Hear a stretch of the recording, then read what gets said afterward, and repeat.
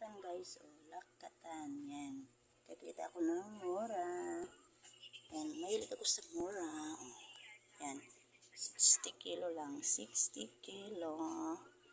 Lakatan. O, diba? Paborito ng mga anak ko yan kasi maunggoy itong mga to. Mga unggoy. Okay naman eh. O, diba? Ayaw mo pa yung 60 yan per kilo. Diba?